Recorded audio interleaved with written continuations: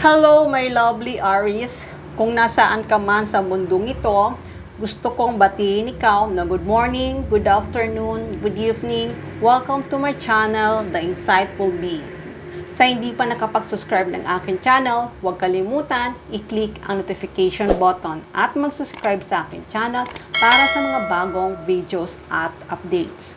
So ngayon guys, sisimulan na natin ang pagbabasa sa zodiac sign na Aries.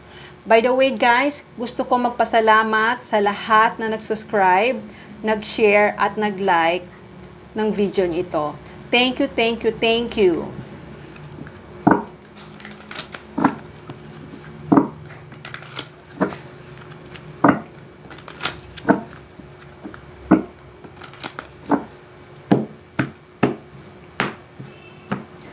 Okay, Aries. Ano nga bang message for Aries?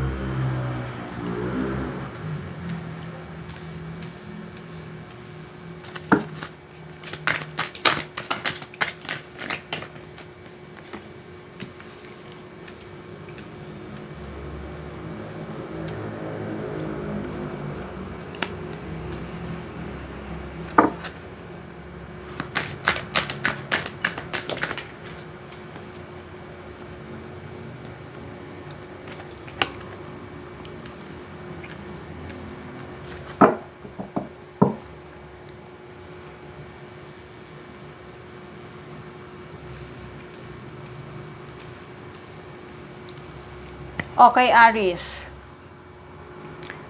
Sa nakikita ko ay may isang tao na nag-final decision na. Itong tao na to ay talagang hindi mo na to mapipigilan. Talagang nag-final decision na siya. Kaya maaaring itong tao na to ay tumawag sa'yo, makatanggap ka ng text, or makatanggap ka ng email.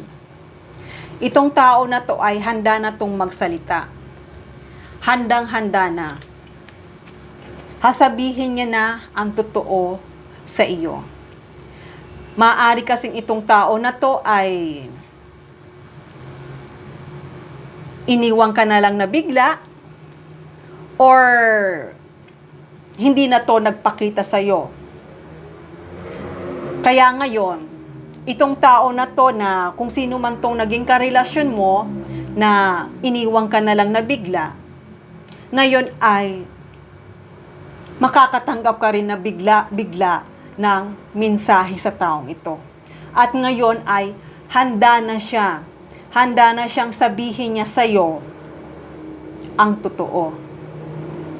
Kasi maaaring itong tao na to ay may problema to. Maaaring may problema pa siya sa financial niya, or maaaring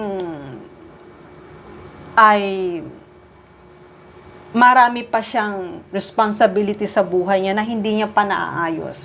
Kaya maaaring itong tao na to ay bigla na lang tong nawala at bigla na lang tong hindi nagparamdam sa iyo. Pero sa nakikita ko, yun nga sabi ko, di ba? Bigla tong nawala kang communication, pero ngayon mabibigla ka din sa pagbabalik nito. Dahil sa pagbabalik nito ay masusupresa ka. Masusupresa ka sa pagbabalik nito. Dahil may nakikita kong commitment, may nakikita akong marriage, may nakikita akong celebration. At ito nga ang celebration na to, yun nga ang sabi ko, ay isang commitment. Maaring itong tao na to ay yayain ka na nito. Yayain ka nito na magpakasal na kayong dalawa. Kasi nakapag-desisyon na siya eh. Talagang handa na to. Handang-handa na to na sabihin niya sa'yo ang totoo. Kasi nakikita ka niya na maayos ang buhay mo. Hindi lang yon. Hindi ka pa rin nagbago. Kahit na nagkaroon kayo ng hiwalayan, kahit hindi kayong dalawa nagkausap, pero this time ay itong tao na to ay makikipag-communicate na sa iyo. At handa na tong pumunta sa iyo. Kaya ngayon, kaya ito umalis sa iyo.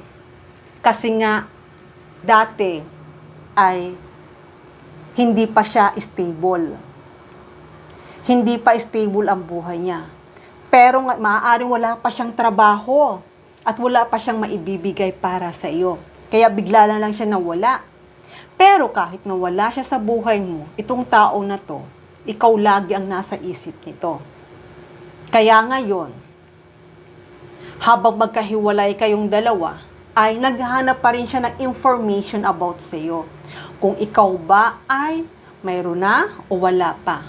Pero sa nakikita niya na naghihintay ka pa rin para sa kanya, itong tao na to, sa pagpunta nito para sa iyo ay maganda na ang buhay niya.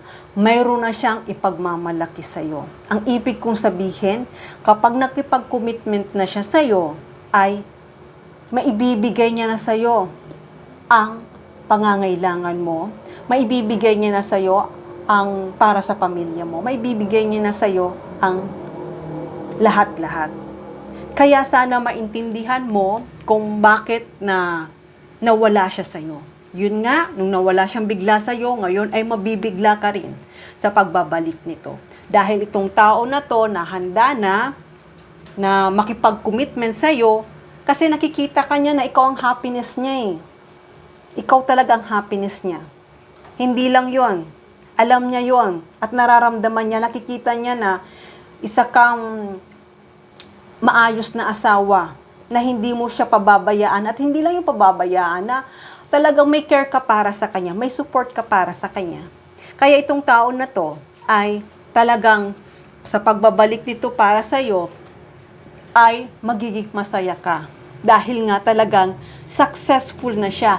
Successful na siya sa career niya. At itong career na to ay para din sa inyo. At hindi lang yon. Talagang sa pagbabalik nito para sa iyo, hindi naman ito si tao na to na hindi sa'yo nagpakita dahil masamang attitude niya. Hindi. Mapagmahal itong taong na to. Mabait itong tao na to. Yun nga lang talagang ayaw kanyang masaktan na baka mamaya may maibigay lang sa'yo, mamaya hindi mo matanggap. Pero kasi itong tao na to, pag nagmahal ay talagang todong-todo, malalim pa nagmahal nito. Pag nagmahal siya, may binigay siya sa'yo, hindi siya naghihingi ng kapalit.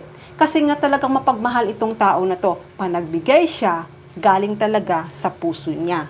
Kaya ngayon, itong tao na to ay handa na tong makipag-commitment sa'yo. Nakikita ko na may marriage kayong dalawa.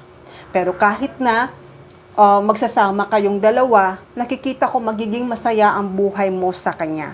Kaya kahit na nag-separate kayong dalawa, pero may mga reason May mga reason din talaga kung bakit nagkaroon ng kayo ng separation. Pero this time ay mabibigla ka sa communication na ito.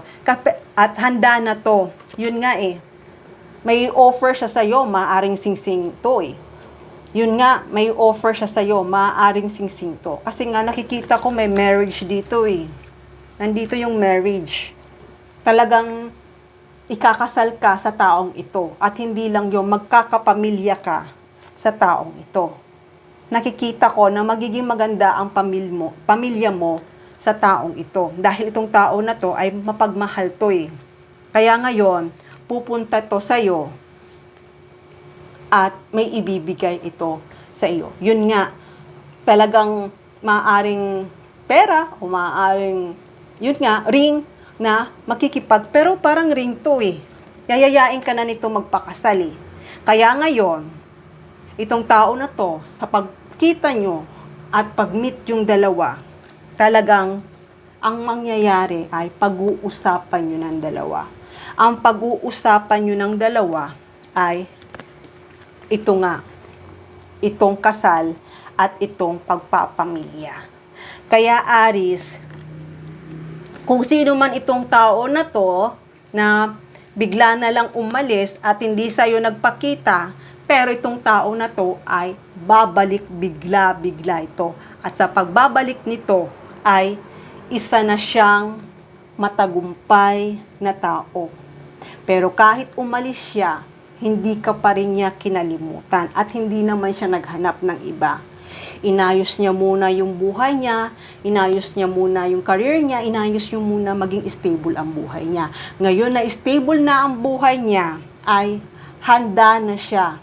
Handa na siyang pumunta sa iyo at mag-offer siya sa iyo ng isang commitment, isang marriage, at masayang pamilya. Okay, Aries? Kaya Aries, talagang may isang celebration nakikita ako dito. May isang celebration na nakikita ko dito. Kaya Aries, be happy dahil itong tao na to talagang isa ng successful. Pero itong pagiging successful niya ay para rin sa inyong dalawa at sa magiging pamilya mo. Okay, Aries, hanggang dito na lang muna ang mensahe na to. Love and peace. Mwah.